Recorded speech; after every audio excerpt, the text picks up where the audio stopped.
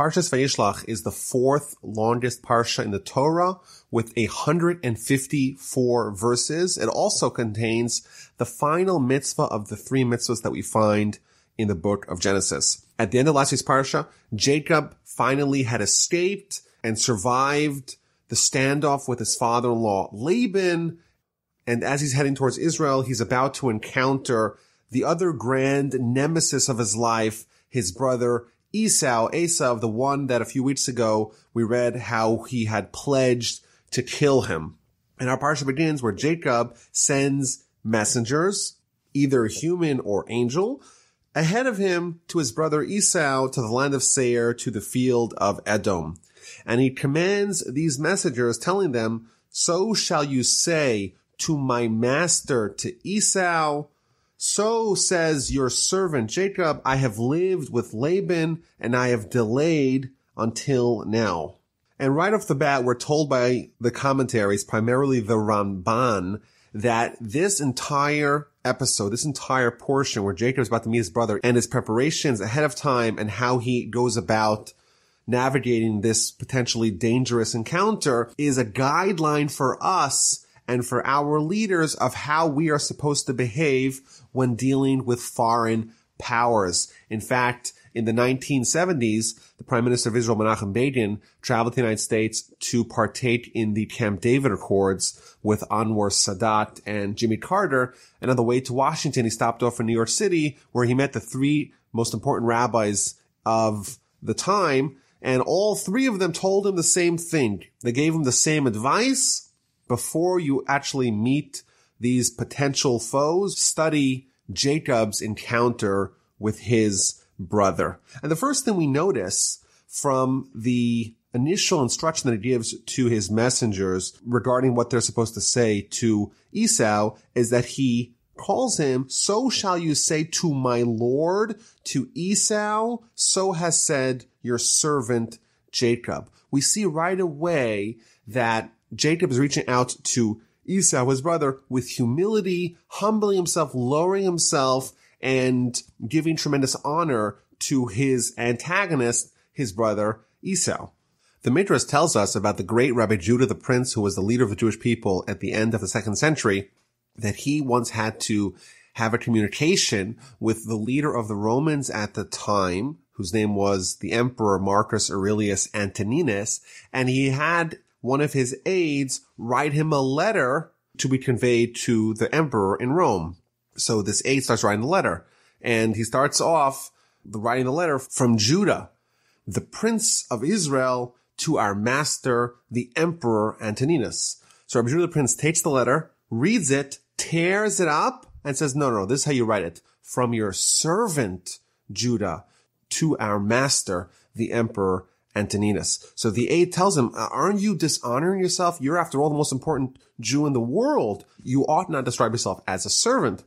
So Rabbi Judah responded, am I any better than Jacob? Jacob conveyed to Esau, your servant Jacob, send this message to the master Esau. So we see right away that the first tactic that we ought to use in our interactions with the non-Jews or with the descendants of Esau when we have an encounter with them is humility, not to act with bravado, not to be pompous, and to try to not awaken their anger or their potential wrath or violence towards us. In fact, the Ramban quotes a midrash who says that Jacob made a mistake by even reaching out to Esau. He, in the words of the midrash, he grabbed the wild dog by its ears. He should have just traveled back to Israel, not even mentioned Esau. Let Esau forget that he even exists. Don't remind him that you're there, and don't provoke this potential encounter. Now Rashi tells us that Jacob is actually conveying a subliminal message when he tells Esau, I have lived with Laban and I've lingered until now. Im Lavan Garti, the words Im Lavan Garti, I have lived with Laban, the word Garti is the same letters as the words Taryag, which according to the Gematria numerical system equates to 613, which amount to the amount of mitzvahs that we have in the Torah. Rashi tells us that Jacob is subliminally conveying to Esau that despite the fact that I lived with Laban, I did not neglect observing the Torah. And therefore, what he's suggesting to him is that don't think that I'm vulnerable because I don't have the Torah to defend me. I still have the support of the spiritual forces because I have not abandoned Torah. And there's maybe a deep point here. He tells him, I have lived with Laban, meaning I was aware of the entailed danger, and that is the way I was able to maintain my command of 613 mitzvos. I was able to maintain my stature because I was aware of the potential danger.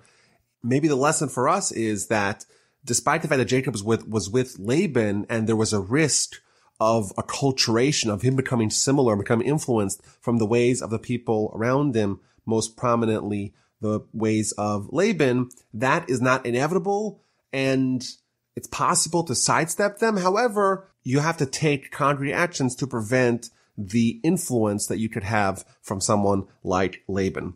So this message is conveyed, a message of peace, a message of humility is conveyed to Esau, and he tells him, I'm sending to my Lord to find favor in your eyes. I don't want to fight. I want to be at peace with you. And the angels return to Jacob and they tell him, we have come to your brother, to Esau. Moreover, he is heading towards you. He's coming to you with 400 men. Despite the fact that Jacob reached out with humility, Esau responds with a threat of violence. He has 400 men and they are coming to encounter Jacob. Jacob becomes very frightened. He is distressed. He is terrified, says Rashi, that he may die and may have casualties amongst his contingency, but he's also distressed by the fact that he may have to kill others. Although he may be legally entitled to defend himself, even if it means killing the perpetrators, he is not excited about going about doing that. And he right away gets into action. The Talmud tells us that he prepares for this encounter. He doesn't sit back and rely on miracles, despite the fact that the Almighty just sent him angels. He has angels assisting him in reaching out to Esau. Still, he's not relying on those miracles and he's preparing for war. How is he preparing for war? And how, as the commentaries tell us, ought we to prepare for encounters with antagonists? 3 things. Number 1, he tries to send a bribe. He tries to send a gift. He tries to avoid the conflict entirely by appeasement. That's the first thing. Number 2, he says a prayer, a very lengthy prayer to the Almighty to be spared from this danger. And finally, he prepares for war. What kind of war? If necessary, violent war. Alternatively, he tries to create an escape plan. And he even splits up his group into 2 separate groups to flee in different directions. So even if one of them is caught and slaughtered by Esau, the other one will be spared. And we learn something I think very important here. There's nothing cowardly in escaping. I think in modern times, there's been a certain ideal that is lionized, a certain pride, a certain machismo, a certain arrogance is that, we don't surrender. We always fight. We don't need to bribe our enemies. Maybe we've stigmatized ancient Jewish communities as maybe being a little bit helpless, a little bit feeble, going like sheep to the slaughter. But we see that bribing the enemy, escaping from the enemy, those are very good policies instituted by Jacob as a way to avert and avoid danger. So Jacob begins his prayers in verse 10.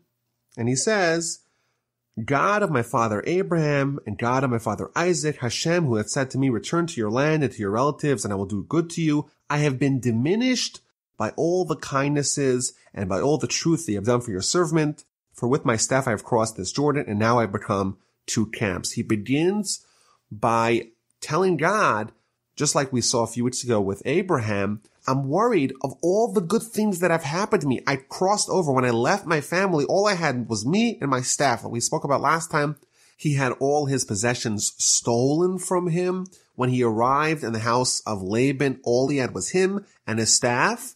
And now what does he have? He has 12 children, 4 wives, an entire camp, 2 camps full of his household. All that was divine goodness. And now he's worried, maybe from all the good things that he's got, his merits have been diminished and reduced, and he has no more merits to be able to survive the encounter with Esau. The Talmud tells us, and derives from this statement, that a person should never place themselves in a dangerous situation and say, well, I'll survive because there will be a miracle. Why? Because maybe there won't be a miracle. You can't rely on the miracle. And even if there is a miracle, well, that will diminish your merits. Everything good that happens to you, says the Talmud, based upon this statement from Jacob, everything positive that happens to you, that may exhaust your spiritual credits, your merits, your mitzvahs that you have done, and then you may be left without any more in the tank, in the bank for the future. Jacob, someone as great as Jacob, he's one of the forefathers, the founders of our religions, one of the greatest heroes of Jewish history. He is concerned that maybe he has nothing left in the tank and he is vulnerable for Esau. Rescue me, please, from the hand of my brother, from the hand of Esau, for I fear him, lest he come and strike me down, mother and children. And you had said, I will surely do good with you, and I will make your offspring like the sand of the sea, which is too numerous to count. The commentators have pointed out that Jacob tells God, rescue me, please, from the hand of my brother, from the hand of Esau. There's two potential dangers that Jacob is worried about. He's worried about the encounter with his brother, and he's worried with the encounter with Esau. His brother, brotherly love, is also a danger. He's worried that maybe, on one hand, Esau will reach out to him like a brother and want to befriend him, want to be close to him, and that potentially could influence them spiritually. He's also worried that Esau may react and may treat them like Esau the murderer, Esau the sinner, and may come to kill them or to act violently towards them. And these are kind of the dual threats that we have to tiptoe around with our encounters with the greater population around us. On one hand, we've suffered a lot over the course of our history from anti-Semitism, from people acting as Esau.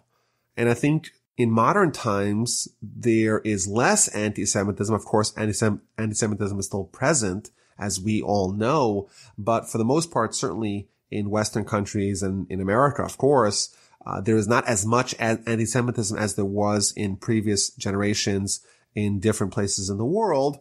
But now there's a lot of love, and Jews are welcome. And in fact, there's a study that shows that Jews are the most admired group in America. So we're loved, and they're treating us like the brother. There's no more Esau, or there's much less of the Esau, but that brings with it an entire new set of not physical, mortal dangers, but of spiritual dangers, because what happens when we're welcomed? Well, we may come to lose our identity and what makes us special.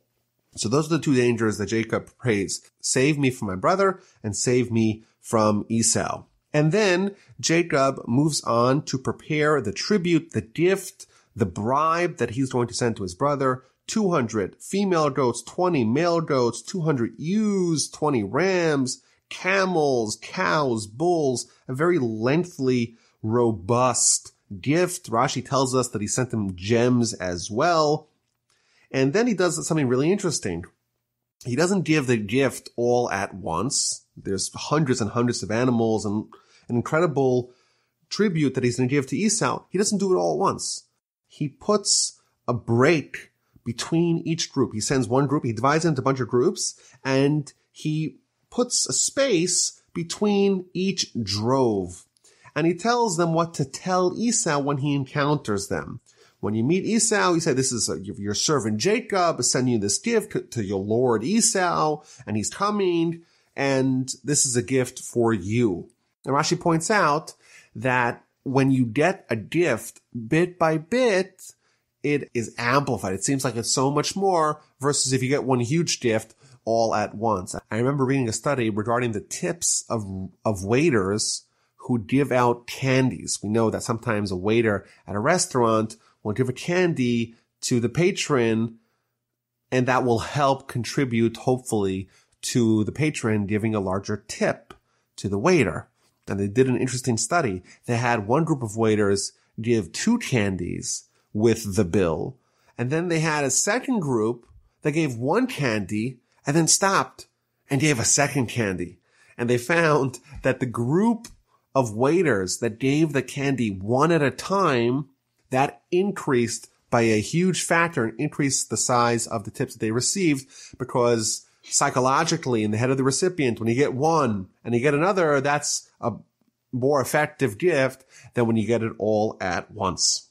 So Jacob gives these instructions to the messengers who are giving the gifts to Esau. And again, he's always speaking regarding himself as a servant to my master Esau. And that's what he hopes to appease him. And the 2 camps are getting closer to each other. That night, verse 23, we learn Jacob takes his 2 wives, his 2 handmaids, his 11 sons, and they cross over the river of Yabok.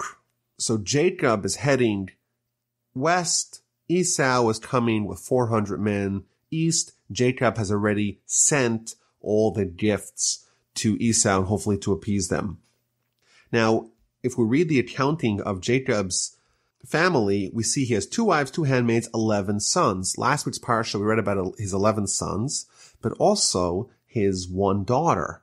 And in verse 23, his daughter is omitted from the account of the family. So Rashi tells us something very surprising. V'dinan heichan haisa. Where was Dinah? Where was Jacob's daughter Dinah? Nasna b'teva v'na'al b'fanea. Jacob placed her in a box, and he locked the box. Why? So that Esau should not see his beautiful daughter and not covet and desire her. Well, that seems quite sensible. If you're about to meet one of the most notorious sinners in the world who has a proclivity for beautiful women, and you have a beautiful woman in your camp, it seems quite sensible to hide her. But then Rashi continues, and therefore Jacob was punished. A little bit later on, we'll read the Parsha, how really bad things are going to happen to this Dinah, the daughter of Jacob. Why was Jacob punished that his daughter Dinah was assaulted by Shechem later on in the Parsha?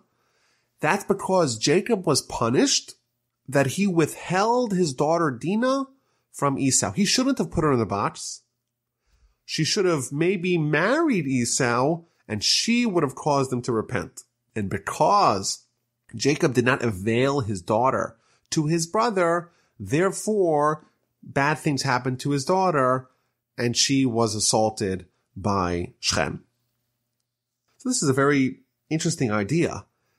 Dinah, Jacob's daughter, could potentially have influenced Esau to repent. And in fact, the Talmud notes that a wife, generally speaking, has a greater influence on her husband than vice versa than the husband has on the wife. And therefore, it's likely that Dinah would have influenced Esau more than Esau would have influenced Dinah. But this is still so surprising. Like, what's the option? Isn't it not patently irresponsible, reckless to give your daughter to Esau? It seems so unusual that Jacob is being punished for what seems to be prudent parenting. So the Musar masters say something very illuminating. They say that yes, Jacob should have hidden his daughter, but he didn't need to lock the box so tightly. Alternatively, he should have at least felt bad that withholding her from Esau will disallow such an outcome. Now for sure he won't be influenced to repent. This is an incredible insight that shows the standard to which Jacob is held. He's punished because he didn't feel bad that he wasn't able to positively influence his brother. And I think there's another incredible insight here. Esau, they're twins, Jacob and Esau. Jacob is already well over 100 years old. Esau is also over 100 years old. You would think, well, he's set in his ways. He's Esau the sinner, and he'll remain Esau the sinner. But here we see that that was not necessarily set in stone. It was never too late for him to repent. Now, as they're crossing over this river, Yabok, Jacob is left alone on one side of the river. The rest of the family is on the other side of the river. And he has a man approaching him, and they start wrestling. And there's a fight the whole night until the break of dawn. Rashi tells us that this was no ordinary man. This was the angel of Esau, who, just like Jacob sent angels to Esau, Esau apparently has an angel too, and he sent him to go attack Jacob. And he attacks Jacob when Jacob is alone. And the whole night they're fighting, and he's not able to overcome Jacob. So what does he do? He reaches over to his hip, he dislocates his hip, and then Jacob has control of this angel. Jacob's injured, but the angel now wants to leave, and Jacob doesn't let him leave. And he says, let me go. No, I'm not going to let you go unless you give me a blessing. And he blesses him that his name is no longer only Jacob. Now his name is also Israel. Why? The word Israel means to struggle. And you were able to struggle with man, with Laban and with Esau, and with God, i.e. with angels. You were able to overcome me. And chapter 32 ends that therefore the children of Israel, the Jewish people, are not allowed to eat the part of the animal that corresponds to the part of Jacob that was injured. And that is what's known as the sciatic nerve, which is why today you want kosher meat. We don't eat from the hindquarters of the animal because we have to navigate parts of the animal that even in a kosher animal are not kosher because it contains this part of the animal that the angel of Esau injured in Jacob. So there's a few very interesting teachings regarding this episode. So first thing, Rashi tells us, why was Jacob alone? He quotes from the Talmud that Jacob had crossed over with the family, and then he remembered that he had left small jugs on the other side of the river. And because he didn't want to forfeit the value of even the small jugs, he appreciated all the money that the Almighty gave him, and therefore it was improper for him to devalue even something that was very inexpensive. He was even willing to endanger himself to cross over the river and to go collect those jugs and bring them together with the entire camp. He wasn't willing to forfeit that, which is an interesting lesson that the righteous do not devalue, do not neglect the gifts that the Almighty gives them. And then Jacob is struggling with the angel, which shows us just the stature of Jacob.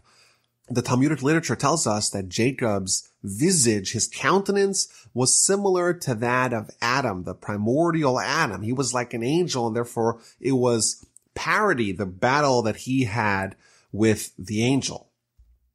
And the angel the whole night is trying to find some vulnerability in Jacob. And this is, of course, it's not a physical fight. It's some sort of cosmic struggle between Jacob, the veritable angel, and the angel of Esau. And this, of course, portends to all of history, this idea that the history is nighttime, and even though we'll be injured, but over the course of the entire nighttime, the entire history of the Jewish people and their interactions with Esau and his forces, we're not going to ever be vanquished. There's never going to be a mortal blow that's going to land upon us. Yes, we'll get injured, but we won't be destroyed. And there's, of course, multitudes of commentaries explaining what's going on. And as we mentioned, there's 154 verses in this parsha. And if we're going to do it in an hour, we have about 30 seconds per verse.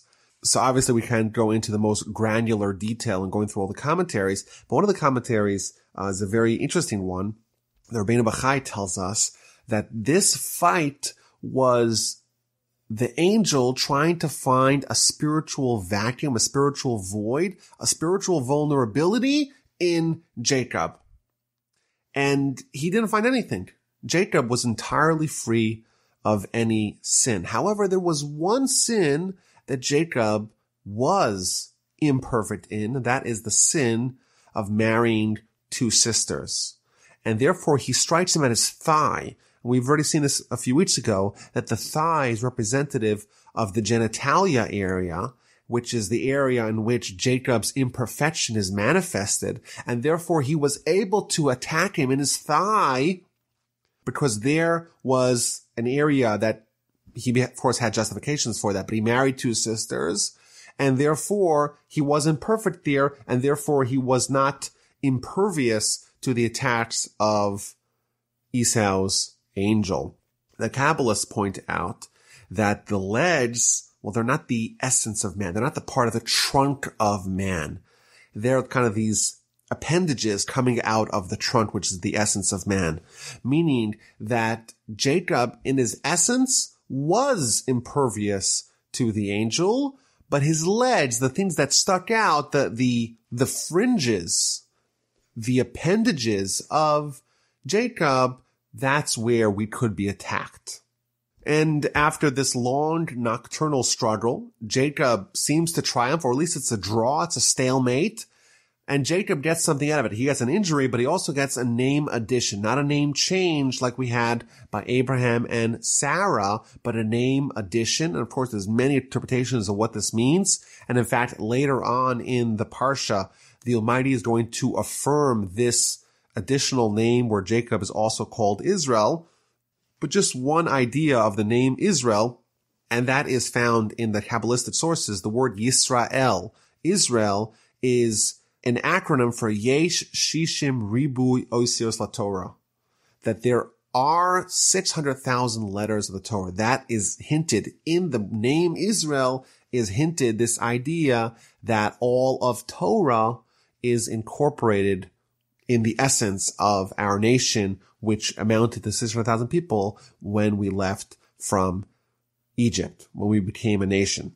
In addition, the name Jacob, Rashi tells us, it seems to imply a certain degree of deception. Like Esau said, that Jacob stole the blessing. He had to resort to chicanery to be able to get the blessings. However, the word Yisrael, from the word sar, meaning master or minister, a term of nobility, a term of aristocracy, a term of someone who does not need to use deception and subterfuge to be able to get what they want. Now, in the actual text of the Torah, the word Yisrael is connected to the word sarisa, which means you have struggled. The angel tells Jacob, you have struggled with man and with the divine, and you have overcome.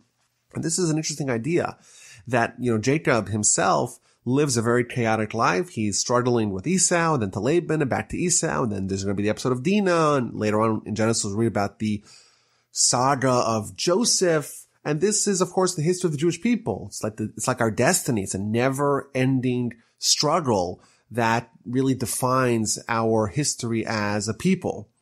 But I think there's a deep point here, and that is the fact that Jacob won. That's not incorporated in his name. That's almost irrelevant. What is relevant is that he struggled. He was a fighter. And that's, I think, a good lesson for us. We cannot decide what the results are of our efforts. It's not up to us. In life, we have our challenges, and each one of us is going to be pulled and pummeled by all the forces of our lives, by social pressure, by the Yitzhak, the evil inclination, from within, from without. And the bottom line is we have to be like Israel. We have to fight. And what the outcome of our efforts is going to be, that's of course not our department, but our goal is to put in our best effort and leave everything else to the Almighty. As a result of this episode, the Jewish people are forever prohibited to eat various parts of the hindquarters of the animal. And in fact, the entire hindquarters are usually sold to the non-kosher market. And the commentaries tell us a variety of reasons why this episode ought to be memorialized with this mitzvah. So the Rashbam tells us, well, it's a miracle. If you had to give odds in a fight between a human and an angel, of course, everyone would pick the angel. And here, Jacob is at least able to bring him to a stalemate. That's a tremendous miracle. And to remember that miracle, we withhold from eating that food. And every time we withhold, we remember the miracle. The Sepharda tells us also something interesting. And that is that, yes, there was a fight. And yes, Jacob was able to have a draw. but ultimately he sustained damage in this hip. We want to render that damage insignificant. We're going to say, you know what, that part of the animal, that part of us, that part of the existence, we don't care about it. We don't want to eat it. We're not involved with it. The damage done to Jacob is immaterial. Alternatively, some of the other commentaries say something I think very enlightening, and that is that it's punishment to the sons of Israel, to the children of Israel, to the 11 sons of Jacob who allowed this to happen. It was only because Jacob was alone that he was vulnerable. They should not have let their father go unattended, and therefore, as a result, forever, they are going to be punished by having to withhold from eating that part of the animal and making it very difficult to be able to consume an entire, even kosher animal because of the treacherous work in trying to remove all the forbidden parts of the animal. And in chapter 33, that fateful encounter finally happens. Jacob raises his eyes and sees, behold, Esau is coming. He has 400 men with him. He divides his children, Leah, Rachel, and 2 handmaids. He put the handmaids and the children first, then Leah, then Rachel. And then he went out ahead of them. Jacob goes first. He doesn't hide behind the lines. He's the first person on the front lines. And he bows earthward 7 times until he reaches his brother. As we will see, there's all kinds of preparations for this battle, but it ends up being quite anticlimactic. Jacob is able to evade catastrophe. Esau ran towards him, embraced him, fell upon his neck and kissed him, and they wept. Esau does not respond with violence. Instead, Esau responds with love. He starts crying, he starts hugging him, starts kissing him. He sees the family, and he's so excited to meet them, apparently. All the children bow before him, and it seems like it's going to be amicably resolved. And the commentaries tell us that Jacob's entreatments of his brother worked. He submitted himself. He was humble. He kept on bowing down 7 times. He bowed down to his brother. And that changed, diminished, or assuaged Esau's anger and wrath. Yes, Jacob may have deceived Esau, and he maybe received the blessings, and he stole the blessings. He did bad things to Esau, at least in Esau's eyes.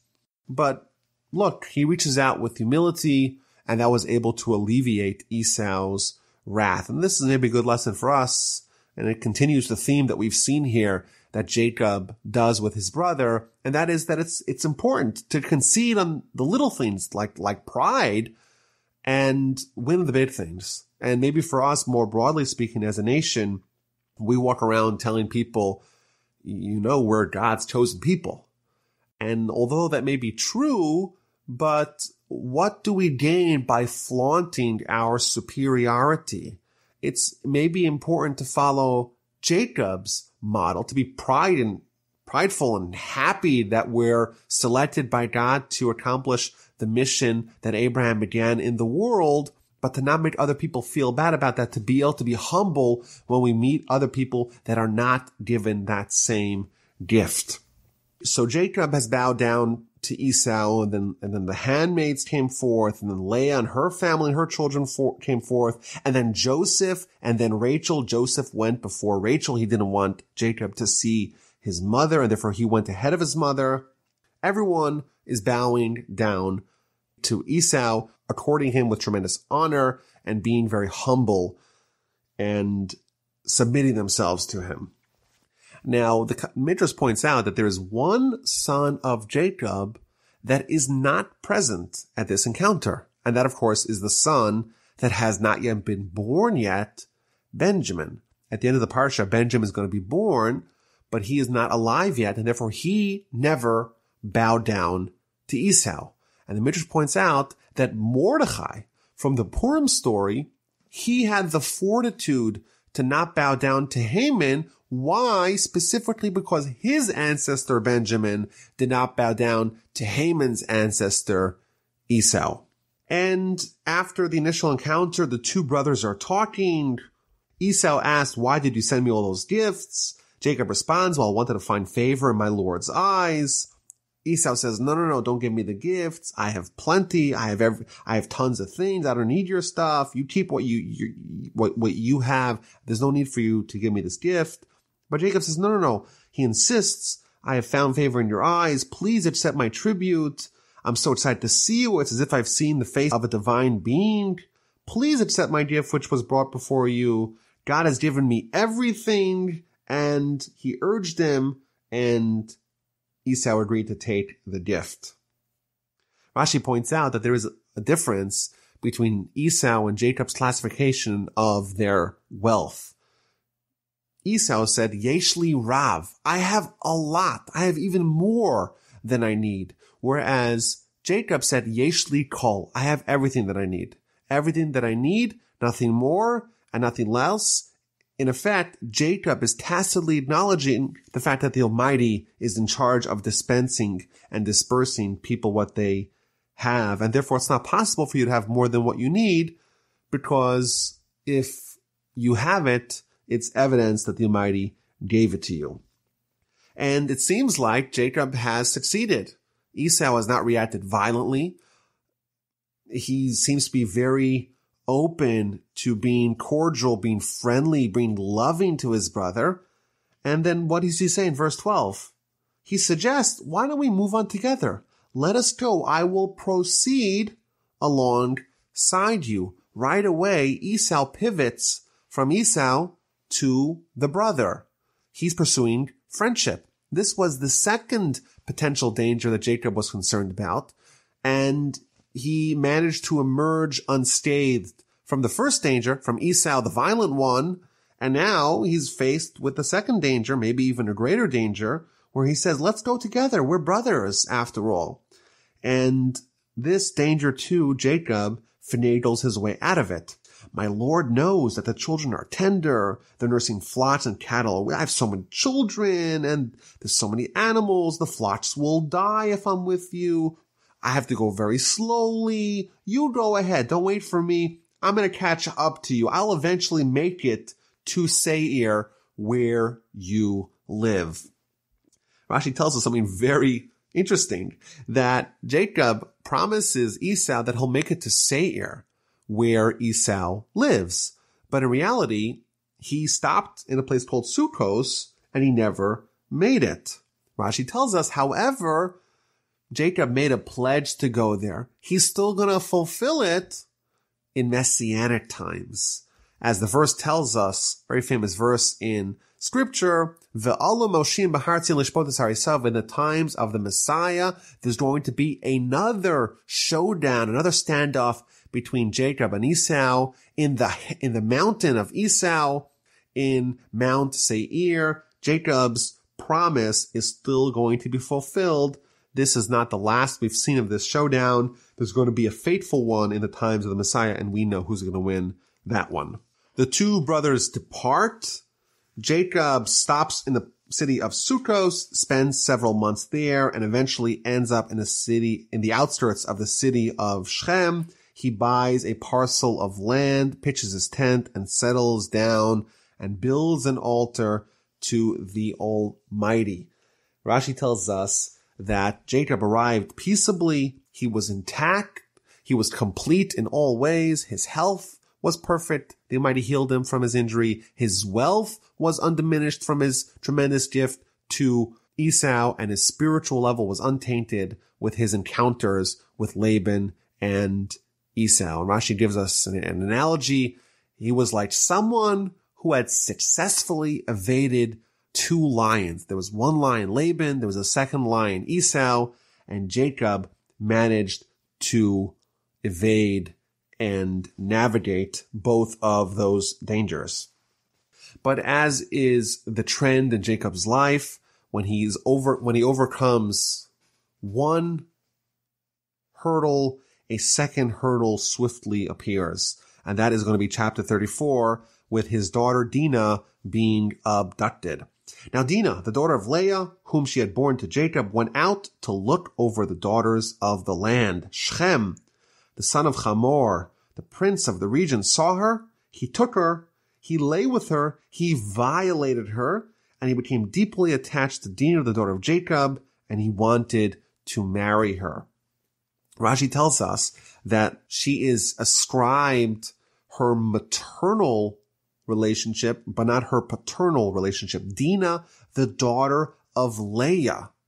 And asks Rashi a question. The daughter of Leah, she's also the daughter of Jacob. Why does it call her? Why does it classify her? Why does it label her as the daughter of Leah? And it tells us something very powerful.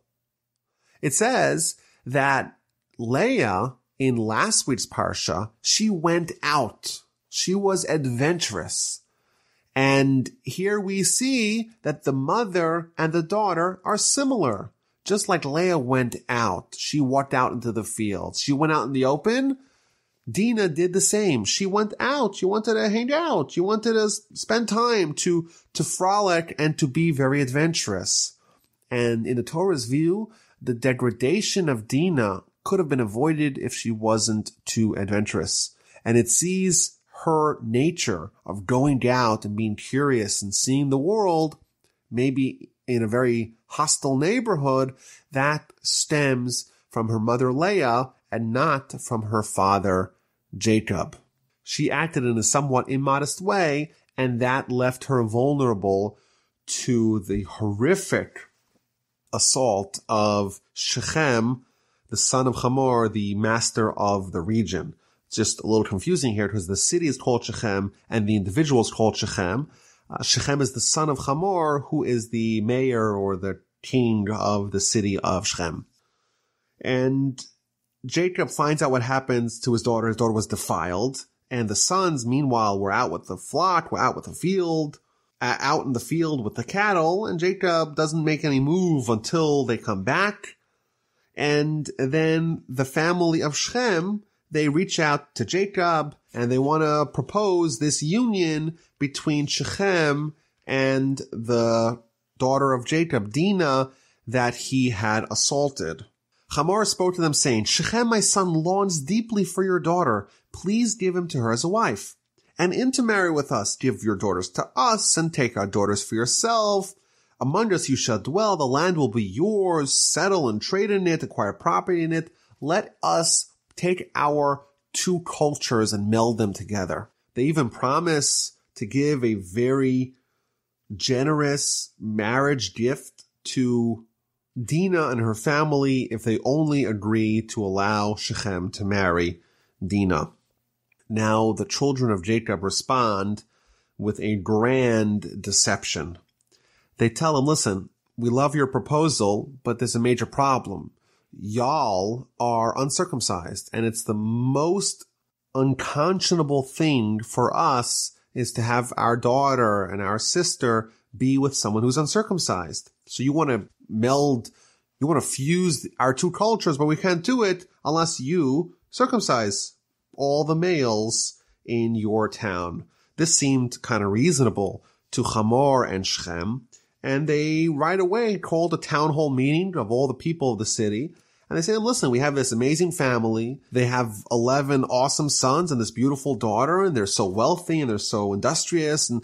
But all they need to do, they want to join us. They want to intermarry with us. They want to give us all these economic opportunities. But the only thing we need, the only circumstance is that we must circumcise. Everything that they have will really be ours once we intermarry and once we allow trade to flourish. Just circumcise. And people agreed, and all the males of the city circumcised. And that is a more unpleasant surgery when done as adults than when done as children. And therefore, a few days later, the entire city is in bed with high fever and tremendous pain because of the circumcision ceremony and surgery that they did a few days earlier. And now, when the city is susceptible to attack, two of the sons of Jacob, Shimon and Levi, the brothers of Dinah, they take their sword, they attack the city, and they kill every single adult male. They kill Hamor, the king, Shechem, the original perpetrator. They snatch Dinah from the palace. They kill everyone, all the males, adult males along the way, and they leave. And this is something that we see, by the way, that they're called the brothers of Dinah because they were motivated by brotherhood. They felt that it was so egregious what Shechem had done to their sister that they right away sprung into action, and they took these very drastic measures. They plundered the city. They took the flock, the livestock, the donkeys, everything in the town. They didn't touch the women or the children. They took them as captive. They didn't kill them, but they plundered everything. And Jacob is appalled by this. What are you doing to me? Like, there's other nations and other kingdoms and other city-states over here. And they see this one family attacking a city, committing what would today be called a war crime, to go in and kill innocent civilians. How are you doing that? They're going to attack me. All these other surrounding cities are going to annihilate us, me, everyone. And they responded quite bluntly, should he treat our sister like a harlot? We cannot sit idly when our sister is being assaulted and mistreated like this, and therefore we acted as we acted. Now, there's a very interesting teaching in the Rambam regarding this episode. He's puzzled over the fact that the sons of Jacob would behave in such a manner.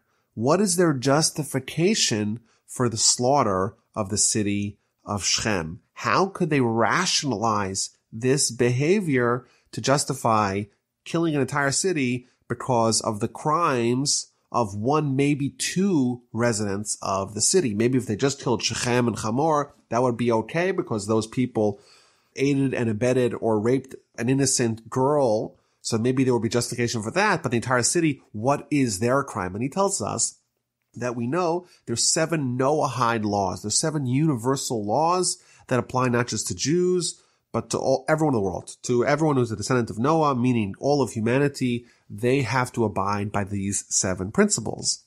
One of those 7 principles is that there has to be a system of courts. There has to be some way to monitor and to oversee the behavior of citizens. There can't be anarchy. And here we see a city that obviously didn't have any laws because this Shechem individual grabs, assaults an innocent girl, and no one does nothing. He's able to do whatever he wants without any concern of any backlash. Clearly, this is not a city in which there is laws that hold people accountable, and therefore every adult male who had the capacity to try to stop this terrible crime from happening is complicit in the crime because they did not institute a system of laws that would have prevented it, and therefore they too are guilty of this crime, and therefore that was their justification to annihilate them. Now, obviously, Jacob doesn't buy it. He starts to rip into Shimon and Levi. He says, you've discomposed me. You've made me odious amongst the inhabitants of the land. He seems to start leveling them with criticism. But at least that we know that there was some sort of reasoning in the behavior of Shimon and Levi. Now, it is also maybe a bit unusual that Jacob, if Shimon and Levi, if they kill an entire city, you would imagine Jacob would have a more strident outburst here. He just tells them, you have discomposed me, you have made me odious amongst the inhabitants of the land. He gives them criticism, but it seems to be a bit muted with proportion to their crime. And at the end of Jacob's life, at the end of Genesis chapter 49, Jacob's on his deathbed, and then he really gives biting criticism to Shimon and Levi for this behavior. He tells them that you have acted like Esau, it's stolen craft, and he gives them very severe punishments for their behavior. And I think this is maybe a model for how we should maybe rebuke our children.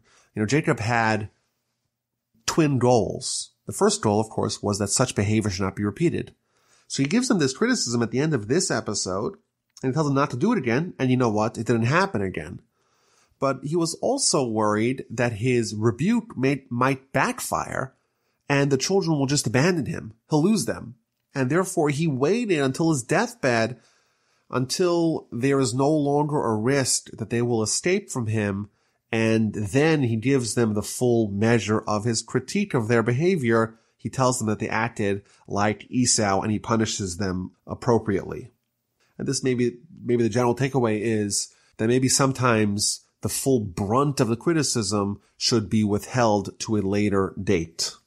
Chapter 35 begins with the Almighty telling Jacob, go back to Beth El. That's the same location where 22 years prior he had had that fateful dream with the angels going up and going down. And the Almighty tells him, go back there, make an altar to the God who appeared to you when you fled from Esau, your brother. So Jacob said to his household and to all those who were with him, discard the alien gods that are in your midst, cleanse yourself, and change your clothes. Obviously, you find it very hard to believe that Jacob's family would have alien gods. Rashi explains that this is from the booty of Shechem. They just cleaned out an entire city, a city full of idolaters, and it's quite likely that amongst the loot are many gods, many foreign gods, many idols. Get rid of that. We're about to go to the holiest place. We cannot bring that with us. Then continues Jacob, let us arise, go up to Beth El, and I will make there an altar to God who answered me in my time of distress and who was with me on the road that I traveled. So they gave to Jacob all the alien gods. They got rid of all the gods and they traveled to Beth El. They arrived there and they built the altar and they named the altar. And then verse 8 we read how Deborah, the wet nurse of Rebekah, died and was buried below Beth El, below the plateau, and that place was named Alon Bachus. So it's a very strange segue here. And also, Deborah is not really a very important character in the Torah, while when Rebekah was sent with Eliezer 3 weeks ago in the Parsha, it says that she took with her Deborah, her wet nurse, but that's the last appearance that she made in the story, and here we find out that she died. It's a very strange little tidbit thrown in over here. So Rashi and the other commentaries tell us that really the person who died, of course Deborah died, but really what it's trying to tell us is that Rebekah died. But for a variety of reasons, as we shall see, the Torah was not explicit when it tells us about the death of Rebekah. It's only hinting by telling us that her wet nurse died, and we should infer from that Rebekah died too. It doesn't tell us anywhere that Rebekah died explicitly, only here. This is the last time we read about Rebekah. Why are we not told about the death of Rebekah explicitly? So the Ramban says that she didn't have a very respectable funeral. Her husband Isaac was blind. Her son Esau was a sinner. Jacob was out of town, and because it doesn't want to recount a very shameful funeral lacking the proper respect that she deserved, it really skirts around the whole issue by not even talking much about her passing. Rashi says something also, I think, very interesting, that the reason why it does not invoke Rebekah is because people shouldn't curse her. Because over the course of our history, we're going to suffer a lot from her son Esau, and his terrible evil ways, and therefore we're concerned that people may lash out not at Esau, but at Esau's mother, Rebekah. She, after all, harbored him, and therefore she too is guilty. And the Talmud tells us that you're not allowed to curse a living person. And therefore, the commentaries explain that by obscuring the fact that she passed, if we just read the Torah, we wouldn't know that she passed. And therefore we have to assume that she's still alive. Well, if she's still alive, then we can't curse her. And therefore, by going through the circuitous way of tying up the Rebekah narrative, we're able to avoid the problems inherent of people lashing out at the mother of Esau. Jacob has another prophecy. God blesses him. God reaffirms the new name. You're no longer just called Jacob, you're called Jacob and Israel as well. Again, he blesses him. He tells him to be fruitful and multiply. A nation and a congregation of nations shall descend from you. Kings shall issue from your loins.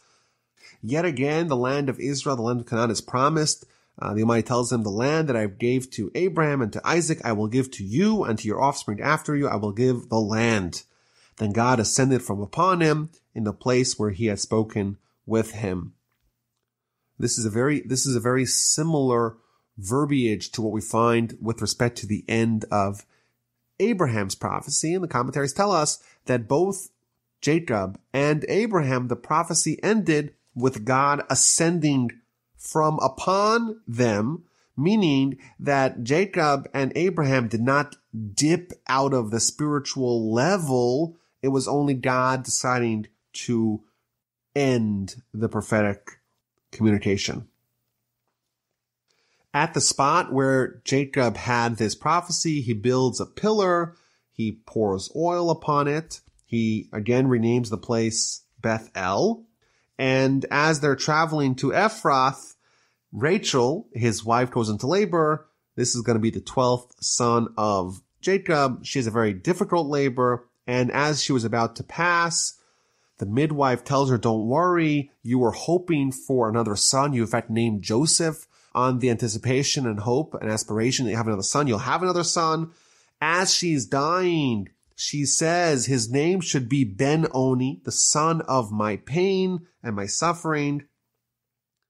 But his father, i.e. Jacob, does not go with that name. Instead, he calls him Benjamin, and Rachel died and is buried on the road on the way to Ephrath in the city of Bethlehem of Bethlehem.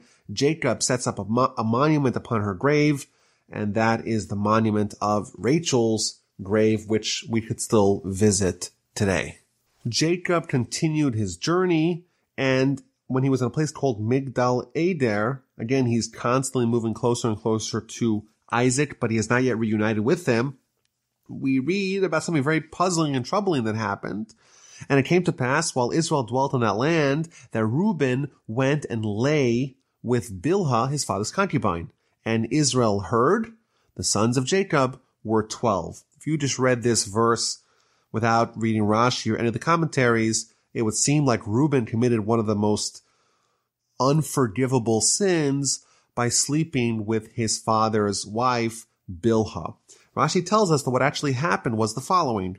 Jacob had 4 wives, and therefore he had to juggle the conjugal relationships with 4 different women. But his permanent bed was forever in the tent of Rachel. When Rachel passed, he took his permanent bed and moved it into the tent of Bilhah, because Bilhah was the maidservant of Rachel. Now, Reuben was okay with Jacob having his permanent bed in Rachel's tent because, she was one of the primary wives too. But now, after Rachel died, Jacob takes his permanent bed and puts it in Bilhah, in the maidservant's tent, and not in his mother Leah's tent.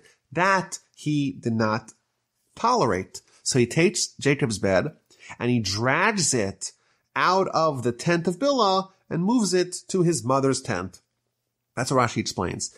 And the way the Torah classifies that, because Reuben interfered in his father's bed activities, that is akin to him sleeping with his father's wife. And then right afterwards it says the sons of Jacob were 12. It's like reassuring us that the sons of Jacob were 12. They're all the same. Don't read this incorrectly by thinking that Jacob's son Reuben was any different in stature than the rest of the sons of Jacob. The Talmud makes it quite clear. Kol ha'omer Ruvain chata. Anyone who says that Reuben sinned, eino ella toeh, is nothing but mistaken. If you want to read this literally, you're going to make a mistake, says the Talmud, the book of Shabbos, page 55b, because Reuben did something bad, something that he is severely reprimanded for here and on Jacob's deathbed, but he didn't actually do what the simple reading of the verse may make you think that he did. The Torah lists the 12 sons of Jacob, and then it tells us that Jacob came to his father Isaac. He was reunited with him, and then it tells us that Isaac passed away, and he was buried by his sons Esau and Jacob. Rashi points out that chronologically this happened much, much later on in the Torah, But the Torah is not organized chronologically. It's organized topically, and it's focusing on the story of Jacob now. And therefore, when it tells us that he reunited with his father, the purpose of that is to tell us that he was there in time for Isaac's passing, not to imply that happened at this juncture. The final chapter of the Parsha, chapter 36, details hundreds of years of the descendants of Esau. It tells us about his multiple wives and his children and all the various interbreeding that took place. Rashi makes the calculation many, many times in this portion, how the Torah is telling us that there was many, many bastards that resulted from Esau's family. And this is the last that we're going to hear about Esau in the Torah.